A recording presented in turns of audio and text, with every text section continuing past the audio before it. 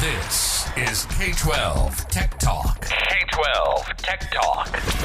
The podcast by K-12 Techs for K-12 Techs. Real conversations, real arguments, and real banter on trending K-12 technology topics and issues.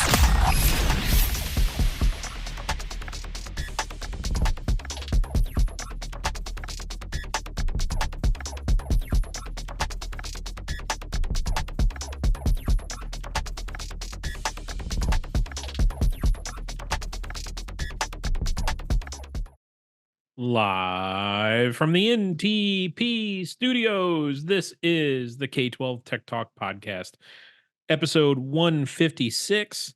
My name is Josh, the host with the most. With me, as always, the three amigos. Hello, Chris. Hello. And Mark. I'm back. Yay. We won't talk about David tonight. David's been suspended from the pickleball league due to aggression, so we'll skip by that tonight.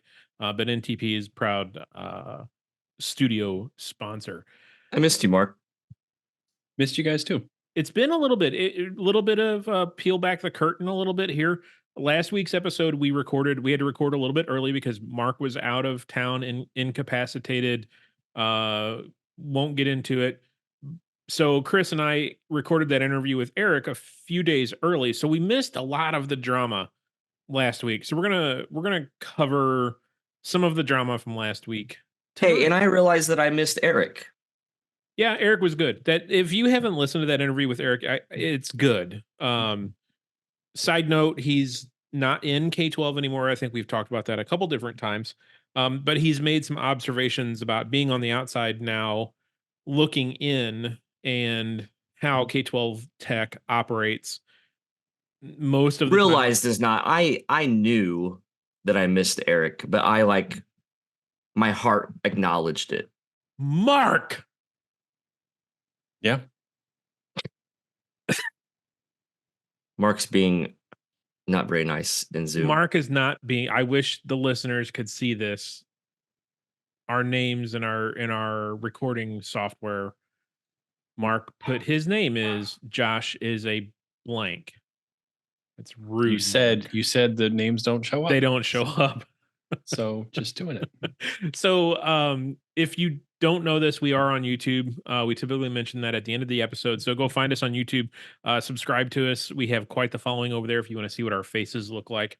I feel like that's where a good joke from Pate would come in. So let's get right into it. Chris, why don't you tell us about Classlink real quick? Classlink, a proud sponsor of the K-12 Tech Talk podcast. You can check out Classlink at classlink.com. If you hover your little cursor over products, you can see their Launchpad, their Analytics, and Analytics Plus. They can do your OneSync. They can take care of your rostering. They can do security and data guarding of your stuff as well. I like to say, well, I don't know if I should say this. I'm going to say it anyway. Like Clever, but better. But I think we can also tease this. We have an interview with Clever in a few weeks. Yeah. And maybe this isn't the appropriate time to put their Clever and Classlink in the same sentence. But Classlink, a proud sponsor of the K-12 Tech Talk podcast. Clever is on my list. I'm not over that issue. Well, we booked an interview. I know that interview, that guy should probably be warned a little that we're going to be coming in hot. I'm not, listen, I've warned, I gave questions and then I did a little bit of follow-up. Like I feel like it is what it is. Yeah. I think we're going to you're either full of it right now or you're going to follow through with the interview and throw down. Me? Yeah, we're going to see who you actually are. Oh. Are you all smack talk before the person shows up into the room? Or when the person's in the room, are you the same guy? You know I have no fear. And I guess we're going to see in a couple of weeks. Okay. This is going to be dangerous. Ding, ding, ding. Yeah, we that'd be funny. Like they have no idea it's like an ambush. And I don't want it to be that's not the point of the interview. Not at all. You come out swinging. No, but I am rather frustrated with them at this point. Mark, The news. Don't bring me into this. No, I'm not. It's time for the news, Mark. Clever. If you are listening, if this is one of your you're prepping. Oh, I'm sure they're going to be prepping. We're going to be nice. Those questions that I asked in the email, those are the questions. Yeah, you might want to have some data privacy talking points in your stupid teacher, your teacher, whatever the hell it's called. There might be some follow-ups from Josh. They're unscripted. Josh is salty tonight. Oh, Mark, you didn't get a phone call from me on that day when I found this. Josh cussed me out. I did cuss at Chris. Twice. Yeah. And I had him on speaker. Everybody in the office is like, what's going on? All right, Mark. Walk us through the news, Mark. Well, the big one from last week, it happened, I think probably the day you guys had recorded, so you weren't able to talk about it, but AT&T outage. What? Pretty bad one across the country. I don't know about you guys. I woke up and I was with some other districts and somebody said, oh, this isn't looking good. AT&T's down. And then when you go to Down Detector on that day, you see everything looks down, probably because people who are on AT&T can't get to CNN or Fox News. Like they can't get all the other websites and they think that site's down. Why you got to bring Fox News into this? I like how you did. I like how you. Yeah, that was good. Balance. I'm trying to get everybody on here. That was nice. Yeah. So many jokes. So many jokes. You know, if you're listening and you're wondering, gosh, I wonder what their political affiliation is. The answer is all of it. All of it. And this is, we just dance around this topic and then we move on before. Find me on Twitter. You'll figure it out pretty quick. Find me on Truth.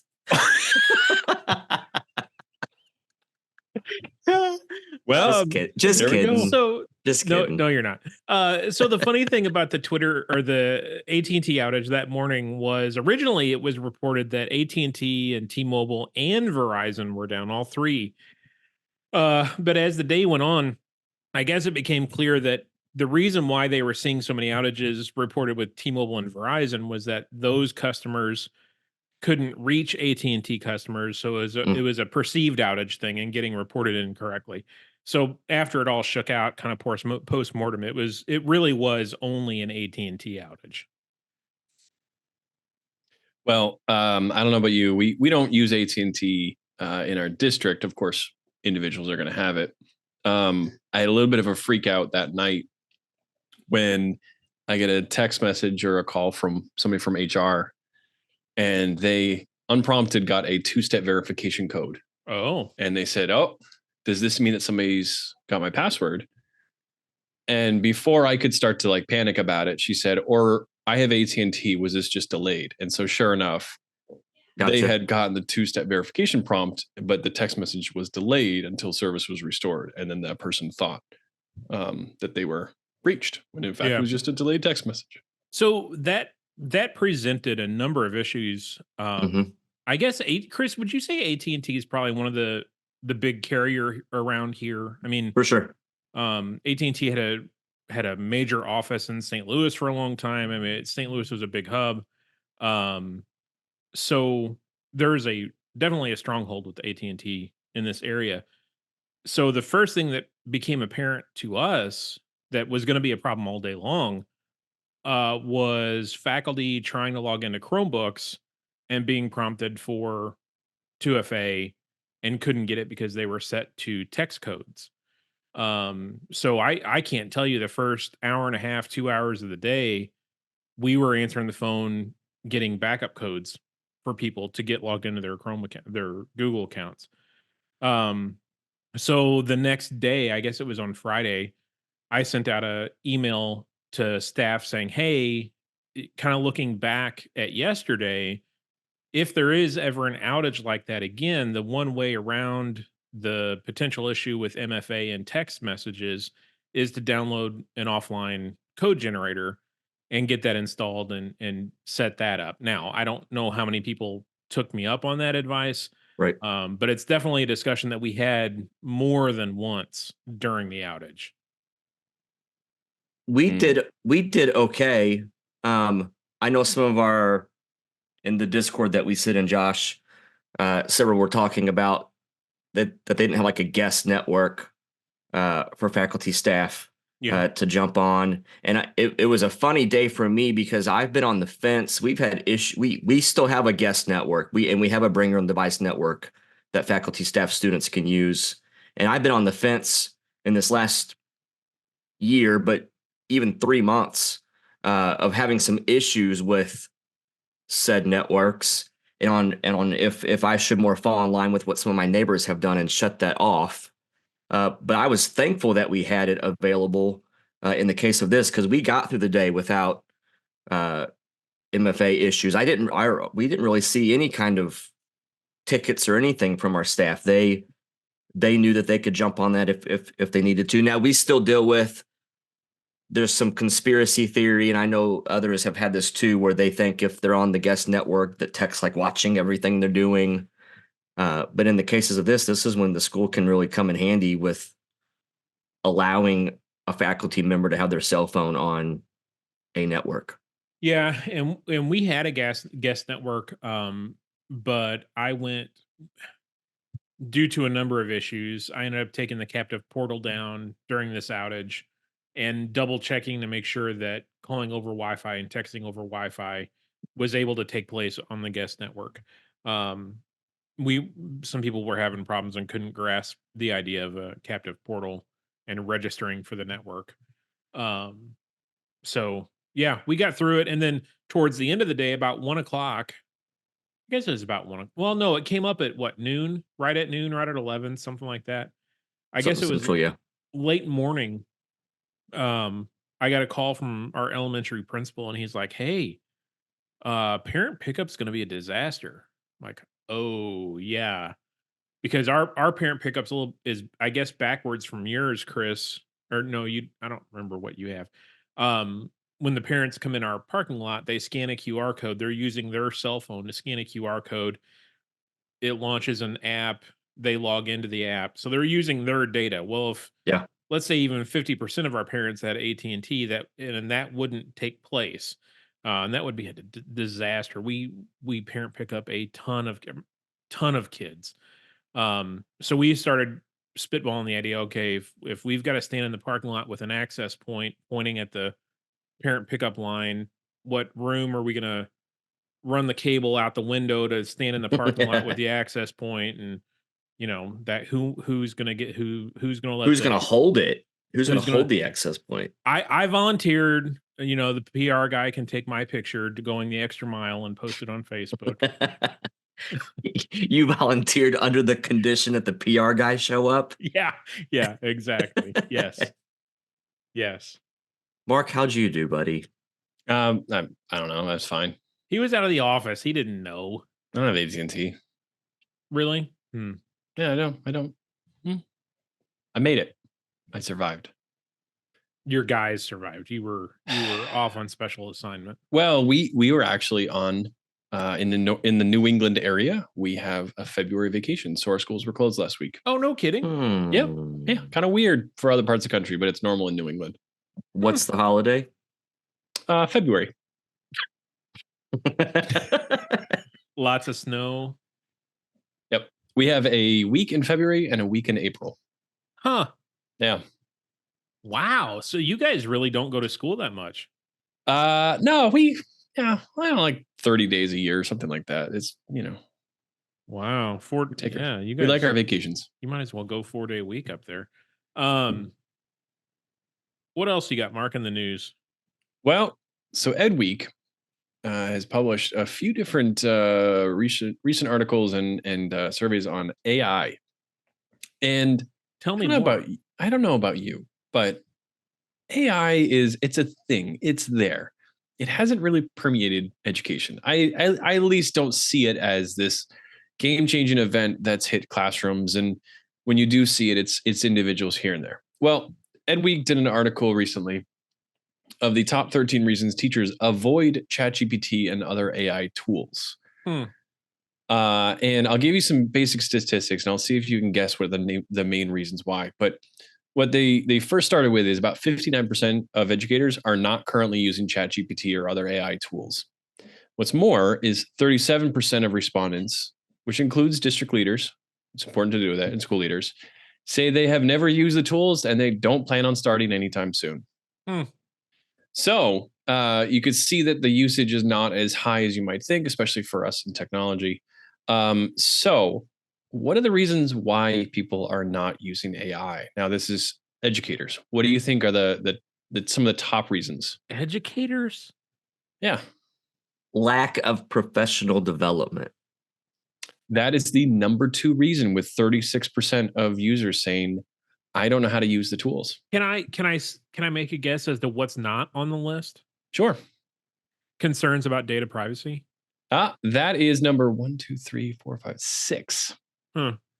27% of users of respondents had concerns around data privacy and security. Those must have been the IT people that they interviewed. So negative against teachers. There's no way a teacher thought that. I'll tell you right now. Mark, what's number 1? Keep going. Oh, I don't know. Lack of trust? I don't know. Bias? The number 1 reason, meaning the 46% of educators who are not using it stated, I haven't explored these tools because I have other priorities that are more important. No, that's a lame excuse. Good for them. No, that makes sense. Teachers are overloaded. They got way too many things. Everybody's overloaded, Mark. You're overloaded.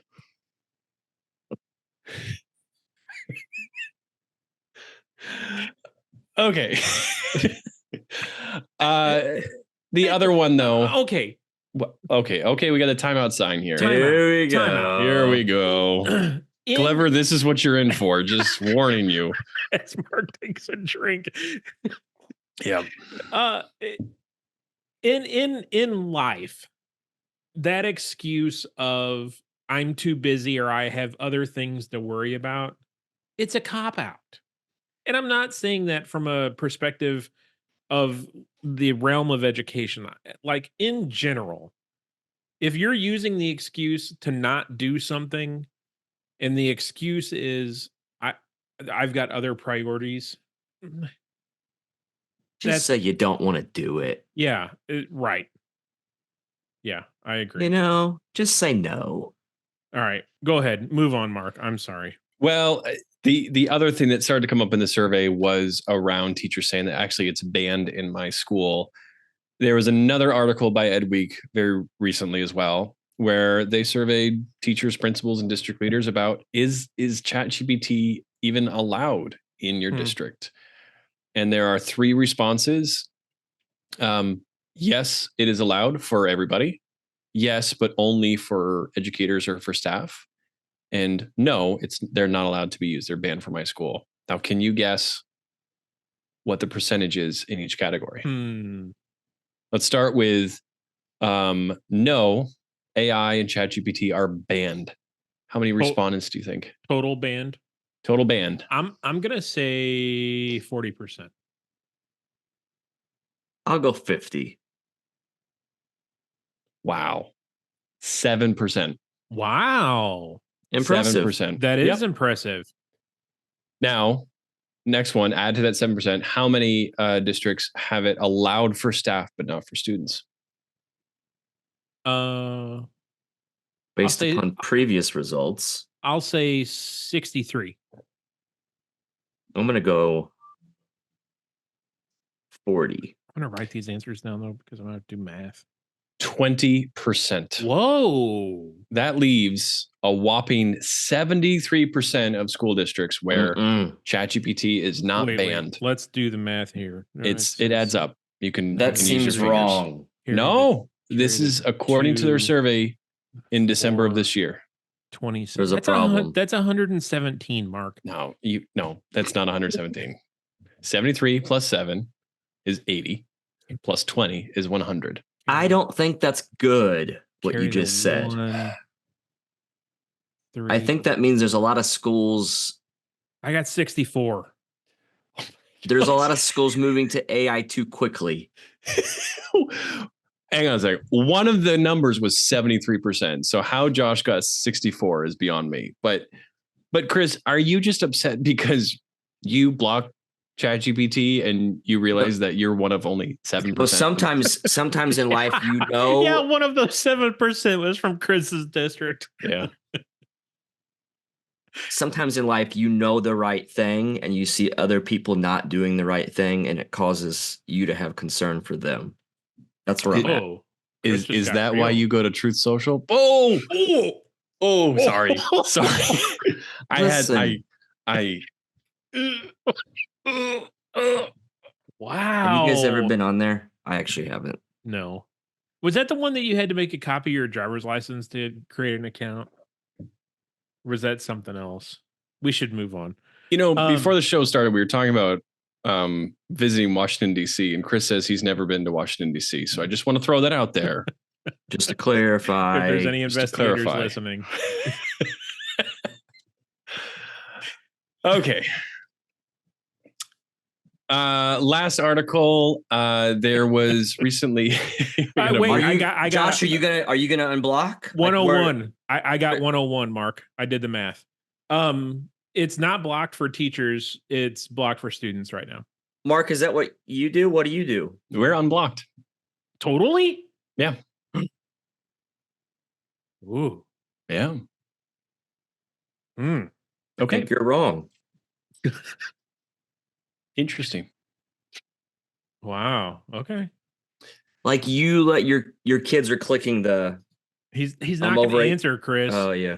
They are. And actually, this was a really cool thing. My superintendent forwarded me a letter that she'd gotten from a student. It was like, hey, something seems off about this one. And it turns out that the student had written the letter using ChatGPT. But what we both noticed at first is that he cited at the very bottom of the letter that this letter was written partially using ChatGPT. And I was like, that's such a cool thing that that was part of our guidance is you should always be open and honest about using it. And so the student was following through. So I like that. Well, 1 out of 70,000 kids. Yep.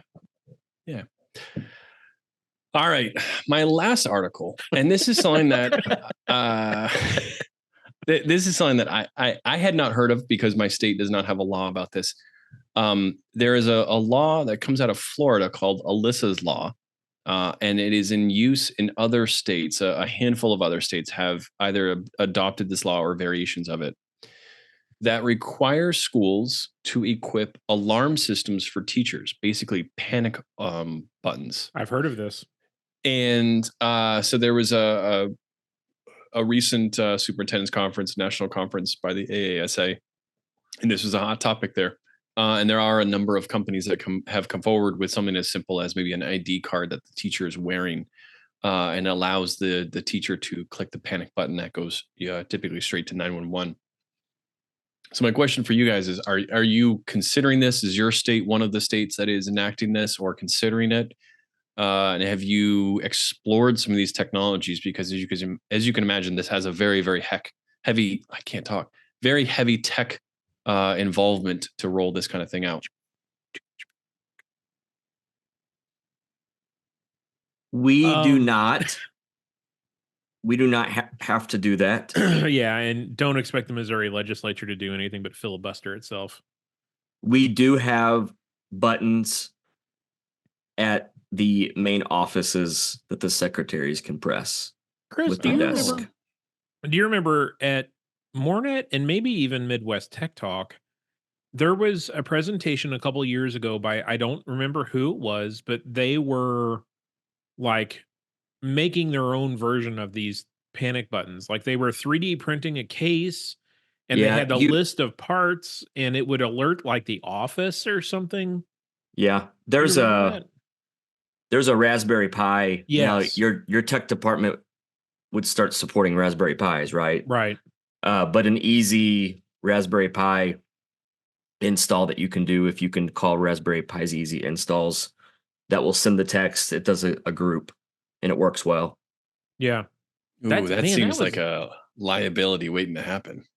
Yeah, I mean, if you home grow it and build it yourself, you're taking on a lot of ownership. And you'd have to put into place a monthly pressing of the button. Right. Like you'd have to put in a procedure with that. I was just gonna say, if it didn't work, you're taking on a lot of liability for a homegrown product like that. Yeah. No, and that's shoot, man. That Chris, the first time we heard about that was probably what, 5-6 years ago. Yeah, Yeah, interesting. I can find it. I don't see Missouri doing anything. We're dysfunctional state legislature. I'm sorry to hear that, but if you do, there are a number of companies out there that do this. Some of them are bigger names than others. Typically, though, these systems are going to ride on a different network, so they're not dependent on your Wi-Fi. In fact, some of the systems out there, you're actually installing separate antennas throughout your campus. No and kidding. Yeah, so they can be very, very pricey. I don't know. I have a lot of different feelings and thoughts about these buttons and whether or not they're So almost like a telemetry system in a hospital correct. with panic buttons or like a code blue type button situation. Oof. Yeah. Those become, like you said, you're adding a whole nother network. Like when I was at the hospital, we had a whole other team, the clinical engineering department, that's all they dealt with were the clinical systems. Yeah, wow. I really don't want to duplicate a network. Yeah. So, I mean, obviously the cost and the expense to maintain it is can be very hefty. I think that, the folks that are supporters of this will say that there's no cost for the value that you can get from it. I do think that at the same time, there's value for teachers to have a little bit of safety wearing around their neck, knowing that, that if there's an issue that 911 is just a button click away. But it's a commitment. I will say this, that these kinds of systems are not something you can set it and forget it. They take a lot of maintenance and they take a lot of care because this is life or death if they are needed and not working. And to that point, Mark, it better work in every nook and cranny, hallway, corner that is in a building. Like if something happens and you're hiding in a corner and the network was designed for coverage and it's missing this back corner of a hallway that no one ever goes down. You're talking majorly robust coverage at that point. Yeah. Well, anyways, that is it for the news. We'll link all those articles in the show notes. And I think at this point, either we'll jump to a sponsor or Josh will go to the listener email. Yeah. Chris, why don't you tell us about Absolute? Are you paying attention? Yeah, I'm in my Google Drive looking for a Raspberry Pi presentation from 7 years ago. But Absolute, a proud sponsor of the K-12 Tech Talk podcast. Absolute can save your school district time and money. You might be asking yourself, how? Their software can help Chris, how can Absolute save me money, Chris? They can help you locate lost and stolen devices, even when they're off your school network. They have a dashboard that can streamline inventory collection and control of your devices. And they have an offer for the K-12 Tech Talk podcast listeners. If you email K12tech@absolute.com, they can hook you up with some special pricing. You just got to email that email address, K12tech@absolute.com. All right. So yeah, we had a listener email from hang on, let me find the email real quick here. Raul. He had a Google DLP alert this week. A teacher, and it was You down with DLP? Yeah, you know me. You down with DLP? Yeah, you know me. God. Josh, you want us to cut that out? No, Okay, I great. think we should embarrass you both and leave it in. We're not cutting that out. So Raul said that early, I guess it was Tuesday morning, he was getting DLP alerts about a teacher sharing a document with a social security number in it. He's like, oh, that's weird. And then it kept happening. It happened like 6 times in a row, he said. So he went into the message and opened it up and went into the console, looked at the file name. You guys want to take a guess at what the file name that Raul saw was? It's tax season. Yep. Was it a tax return? No, it wasn't a tax return, but it was a 2023 W-2. Oh, nice. Close. So he calls the teacher. The teacher says he's trying to email it to his accountant. And Raul goes on to explain about how, you really shouldn't be doing this on a school account, because now if someone sunshines your account, your tax return is there. No. School me, Mark. You've got your finger up. Sunshine or FOIA or FOIL, however you call it in your state, is for FOIL. I don't know. There's different words. Basically, public records requests. Yes. Those are for requests for public documents, public information. Not everything in your email is public information or public documents. If your evaluation is sent in your email, that's not public. That's your personnel record. If you're sending a private student record, that's part of student record. Just because it's in your email does not mean that it's public record. Okay, Mark. But the teacher's response was, how else am I supposed to get this to my accountant? And that's a whole other discussion about how, your accountant probably shouldn't be accepting W-2s over email. Like, that's a concern. But anyway, how do you guys, or have you had to have the conversation of personal documents like this in School Drive or Office 365? We're welcoming our Office 365 listeners here. Have you had to have that conversation about personal documents in a workplace environment? Yeah, we, our policy, our acceptable use policy allows for personal, understands that, technology or district resources may be used for personal use, with the caveat, as long as that personal use does not impede or impact the working environment. And basically, you cannot use your personal computer for profit, or you cannot do something that's going to cost the district money. However, what you're saying here is, like, you're actually storing some very, very sensitive personal information here, and I think that's very obvious that should be frowned upon for everybody, because you're just increasing risk. You're exposing your tax return to people in the IT department, potentially causing a problem where you might share your document out to other people in your school. So I would 100% frown on people using district or school accounts for personal information. That really is just going to harm them in the long run. But yes, we've dealt with that on many occasions, and our DLP rules pick up that stuff quite a lot, unfortunately. Chris? I feel like I'm learning something from Mark today, and my head's kind of spinning with it. Okay, lay it on me. Just tell me again, Mark. He got very indignant about that, didn't he? Yeah. Tell me again. Tell you what? The whole thing. What can a person request? Oh, you want to go back to the public record? What is excluded? Well, it comes down to the definition of what is a public record. And there are certain things that are not under the definition of a public record. So if I ask for access to all emails between Chris and his supervisor, I don't get access to evaluative documents and stuff where your supervisor is saying, "Hey, Chris, you're doing a really bad job." I don't get access to that as public. But Mark, I think it's worth pointing out, at least in Missouri, personnel records every year are declared closed records anyway. Correct. So, but excluding personnel records, let's say this person had a document in their drive. If it wasn't classified as a personnel record, could it still be FOIA'd?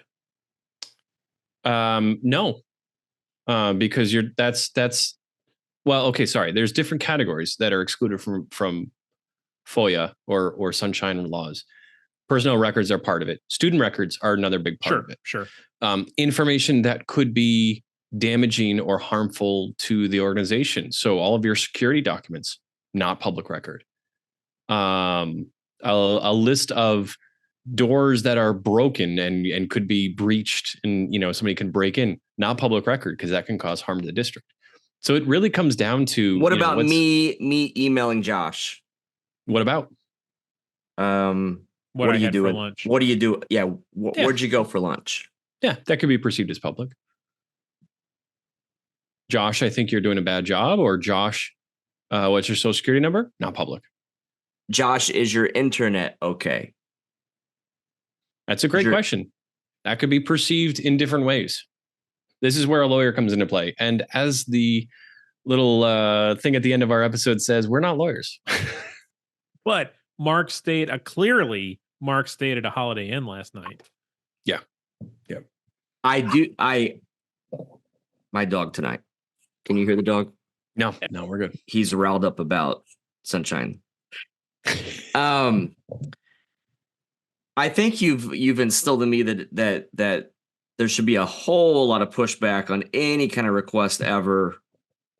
Like someone needs to triple check what they're even giving out when these requests come in. You're kicking a hornet's nest in Missouri, man. Uh-oh. Like we should push back. We should say no. Oh, go ahead. You're going to be the next school district in the news getting sued. Hang on a second. If I were to request all emails between Chris and his superintendent, would I get all those emails? I have no idea. I'm just a guy clicking buttons. Because the school district, I mean, we have a records person.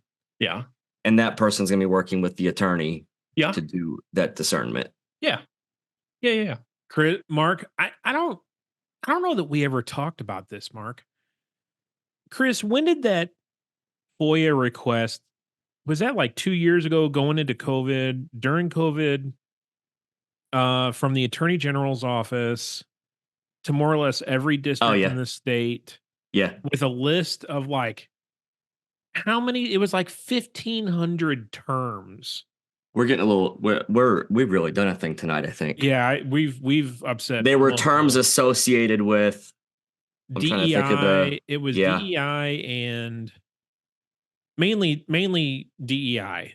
Oh, to see what conversations were taking place. Yeah, curriculum wise and conversations. Yeah. And I when I say 1,500 words, I mean every bit. The list was every bit of 1,500. Were they phrases. dirty words? No, they were phrases like white privilege. I mean, use your imagination. It was ridiculous. And every district except for, what was the count? Like 6, 3, something. Every district got the FOIA. And we'll just leave it at that. But yeah, that came straight from the Attorney General. Well, it was the great example too of like the word privilege comes up a lot in email. Yeah. You think about keyword searches and you don't, like, a keyword search isn't considering context and like, well, what are you actually looking for? Yeah. It was just a keyword search. There were a number of districts pushing back saying this would take us 11 years and X number of dollars, man hours, and would cost this. I honestly don't remember where it ended up going. But yeah, that was ridiculous. Man, Mark, he's bringing up all the touchy subjects tonight. I'm sorry. So yeah, Raul, apparently what is going on? There is a ghost behind Mark. What is going on? My wife is testing to see how well the background blurring works. It's not working out well. Wow, there is some crazy stuff going on in Mark's house. Awkward. Yeah. What was weird is her head never showed up. It was just her arms and her torso. Yeah. So this is great advertising to go to the YouTube channel. Yeah, it is. All right, Raul. So yeah, I don't know. Listen to Mark. I don't know. But he's not an attorney. Listen to the end of the episode. Yeah, we do have that disclaimer. Go get your own advice. We don't really know what we're talking about here. He stayed at a Holiday Inn last night. And then, so if you haven't noticed, Google changed some layout things in the admin console recently. So Chris, you're always keen on doing this. If you log into your admin console right now, let me do it right now and pull up a random user. When you pull up the details of that user, so click on the user. Yeah, that's a real deal today. Give me for a loop. There's like 4 tabs now across the top. Yep. including group memberships. And then if you buy up, you have the security tab, and it's got a bunch of like canned investigation tool reports in there, including like suspicious logons, recently Yeah. deleted files on a Emails drive. classified as spam, Yeah. external emails received, files shared externally, failed sign-ins, files deleted, password leaks, all kinds of good stuff under investigate. So yeah, I love the group tab now to see what groups the person's in. So yeah, they're making some changes to the admin console. I gotta love it when Google does that kind of unannounced. Um, let's see. Before we get into our big topic of the night, Chris, why don't you tell us about HPE Aruba? We know they're a proud sponsor, but tell us about them. They are a proud sponsor of the K-12 Tech Talk podcast, and they're going to be at the Midwest Tech Talk Security Symposium next week. I heard Josh might swing by as well. Mark's not coming to this one, but maybe we'll see Mark in July. But March 8th, kickoff is on the 7th in Columbia, Missouri, the Midwest Tech Talk Security Symposium, and Aruba will be there. Jeff is who you can contact if you're needing some Aruba products. Jeff.cobb, C-O-B-B, at hpe.com. Security Symposium is going to be awesome, by the way. We got Back to the Future stuff as the theme. Might be giving away a hoverboard.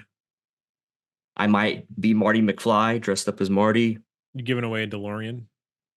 Who knows, really? Actually, yes, we are. It's an easy thing to say. Okay. A DeLorean in some form will be given away. All right. Doug Levin with K-12-6 is doing our keynote. Shout out to Doug. Doug. Gonna be hanging out with Doug for a day or so. Are you and Doug gonna be allowed on the same stage at the same time? I don't know. Those are two big personalities. I'm not sure. And I'll be wearing my Marty McFly jacket. All right. So the big topic of the evening. I bought a Biff costume. Yeah. Also a Doc and a bunch of the vests. Like the whole committee were dressing out. Back to the Future. Who's wearing the Doc costume? That's got to be. We don't know yet. Rooks is. I think he's going to be. Not Buff. Biff. Well, Rooks is Buff, but yeah, he could be Biff. So our main topic this evening, and this kind of goes hand in hand with the main topic. Yeah, we're just now here. This goes hand in hand with the AT&T outage. Is doing a tabletop with your senior leadership or your building leadership in your district and making it meaningful for them. Chris and I, it's no secret that we're here in Missouri, and there was a rather large district. Actually, there's been two education entities, we'll just put it that way, in the last month or so that have been hit with a very particular strand of ransomware. And that one of the education entities just got internet back today. So they've been out for over a week, about 10 days without internet. So, that every time you hear of that happening, the conversations kind of bubble back up of, okay, so if this happened in my environment and we had to kill the internet for 10 days, how are we accomplishing parent pickup? Because, we talked about that during the AT&T outage. If cell service wasn't working, would parent pickup work? In our case, it would, because it's a little bit different, delivered a little bit differently. How are you getting to student records? If internet's down, how are you getting to your SIS if it's cloud hosted? Are you rolling out hotspots to your buildings to have key places that can get into your student information system and input attendance? Chris, I know you said you've done a tabletop with your leadership, right? Yeah, I think it was towards the start of the school year. It was principals, superintendents in the room, and we ran it was off of MSI Sec. Is it on there or is it on CISA? I think it was MSI Sec. I took one of those and made it into a shorter thing and just ran a day scenario of internet's down, Wi-Fi's down, so intercoms don't work, bells don't work. What say you? And we kept doing this thing of, are we still having school? And the principals would be like, oh, I don't know. And they talk. And then you look at the superintendent. He's like, yeah, we're still having school. And we kind of played out scenarios back and forth. Okay, well, if it was a second day of that, we still having school, principal's opinion. How would you do lunch? And they talk through stuff and look at superintendent. Does he agree with that? That kind of thing. Tried to be laid back. We didn't get too technical about things, but just you guys talk for a while. Yeah. Here's the stuff that's down. So just talk about it. Well, and I'm envisioning like having a Dungeons and Dragons dice and like to figure out our intercoms up and you roll the dice. If the number is an even number, yes, intercoms are up. If it's an odd number, intercoms are down. Like you could have a lot of fun with that. Yeah, that sounds fun. Mark, what are your thoughts? Well, I'm preparing for a tabletop in a couple of weeks with my exec team, and I'm excited, but I'm just curious what you guys have learned and what are some of the things. So I had wanted to make this very, very scripted, that I'm going to follow this kind of generalized script that's based on a local district attack. But Josh, I mean, you're rolling the dice, you're like throwing stuff out there. Like, is there a benefit to that, or what should we be planning for in terms of how much of it is scripted versus unscripted? Well, I think it depends on your personality and your environment better. Like, is your leadership team going to tolerate kind of a seat of the pants rolling of the dice type scenario, or are they going to feel better that you're actually walking through and you already kind of the whoever's leading the event already knows that the dungeon master already knows that. My personality is I'm going to make a game of it to keep people engaged and to keep it fun and lighthearted. I would probably go more the route of dungeon master and rolling dice. Chris, you didn't do that, right? You were more scripted with the MS ISAC. Yeah, it literally had a scenario of like, and I'm trying to find it. It was like laptop lost on day one. Yes, and it was like fired employee at 12:30 p.m. This happens, and you just tell the group this happened, and then they're kind of thinking about, well, how does that impact me? No big deal, and that's kind of how it played out for like the first day. It wasn't a big deal to anybody else except for the tech department, which is that's the common thing. And then when it hit, okay, it's ransomware and the Wi-Fi's down. Okay, and then like, oh well, yeah, we can still teach because the Chromebooks are still working. Like, no, Chromebooks don't work. And then then you start throwing in, hey, bells don't work now, intercoms don't work now, and that was when it got real. And then there was even that stuff of, okay, what happens with attendance if you can't take attendance online?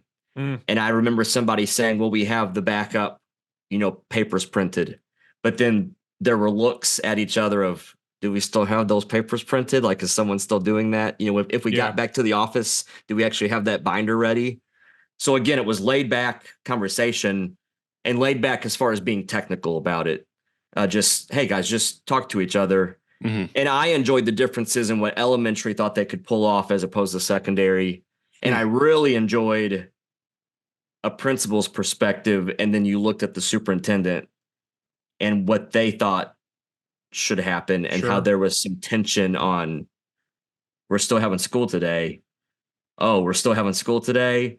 And disasters surrounding us. And, you're starting to kind of see how that would actually play out with those quick and that's how it would be in real life. I think there'd be a whole lot of quick conversations where you're making decisions quickly. So it's good to play, but you throw into that, if it's a relatively real scenario, you probably wouldn't have email to rely on to communicate with. You wouldn't have office phones to rely on to communicate with. So you're immediately at like tier 3 or level 3 out of band communication, either direct text messages or a text group or some other, do you have a Remind group, which I've already talked to my PR guy about. We use Remind. Should we have a leadership team Remind that in a scenario like this that we can engage that? Because I can't tell you that I have every assistant principal's cell phone number. Like if Mark, you're exponentially bigger than us. Do you have every assistant principal's cell phone number available to you? Yes. Of course. No, but you got to think about that kind of stuff. But to that point though, you think about all these channels that you'll use, and then but what if that channel's not there? Oh, sure. Right. Right. For me, it's less around like, I know where I can get cell phone numbers and I know where I can get contact information for everybody. But what if I can't get to that Yeah. avenue? I think that's a fun thing to inject into the tabletop of, people will come up with strategies and plans, and then you're like, but that's gone and that's down or that's off limits. So Yeah. it's fun. I mean, I think the purpose of a tabletop is not to come up with answers, but more just to see how well the team works together and collaborates.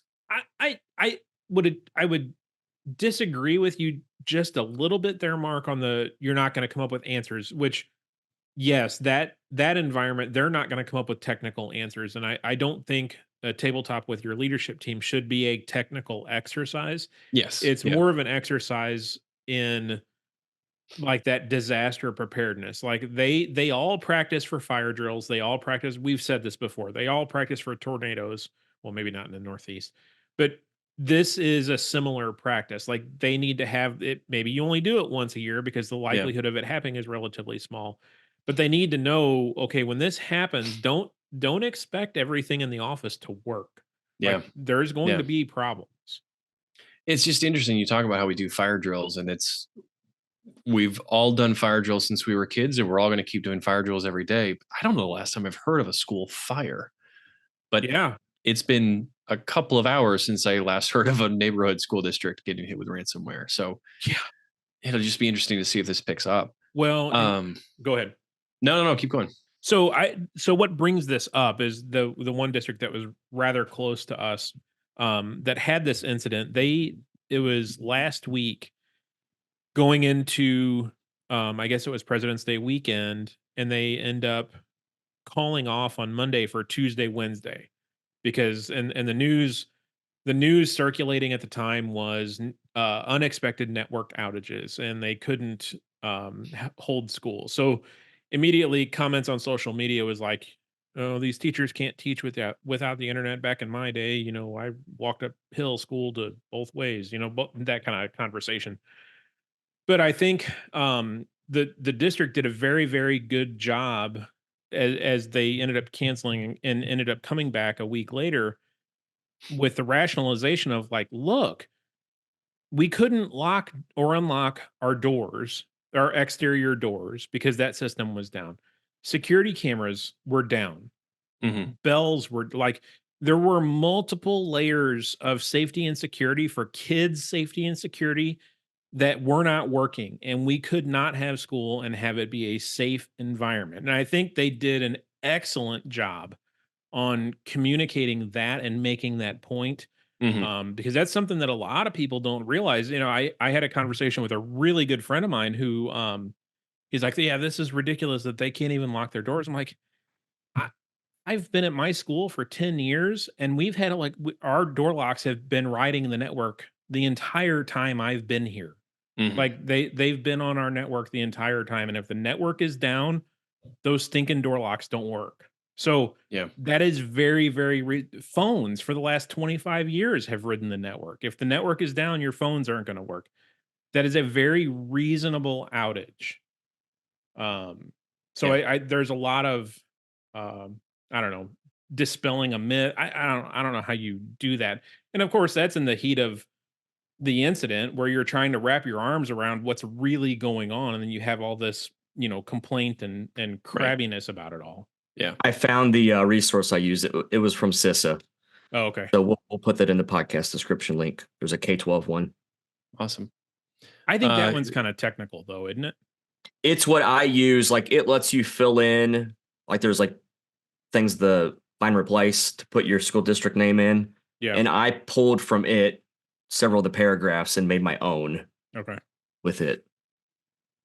I'm excited. I mean, I'll report back after we do the tabletop. But my goal is to kind of throw the scenario out for folks, see how well they work together, see how well they kind of think on their feet. I'm really eager to see what their response is and how quick our leadership is to say, we can or cannot open school. I'm very, very confident that it's going to be very hard for that team to come to the conclusion that we have to close school during an outage. Really? But I mean, here's the thing. You're going to throw things at them to say like, did you know that we can't do this? Did you know that we can't do that? And then that might throw the conversation into a loop. But I'm really eager to see what questions they have for me, and what questions and answers I need to be prepared for in an emergency. So it'll be fun. I just thought about this too. It helped us with our incident response plan. We had put in priorities of if servers are down, what order we would try to restore. And after that meeting, we changed some of that order based upon that meeting. Like, and I'm making this up, intercom is more important than bells. And maybe we had it flipped. There was some interesting, quick results from that. Mm-hmm. Very cool. All right, Chris, why don't you wrap us up tonight with sponsors with Fortinet? Yeah, Fortinet, a proud sponsor of the K-12 Tech Talk podcast. You can email Chris Illingworth at FortinetPodcast@Fortinet.com.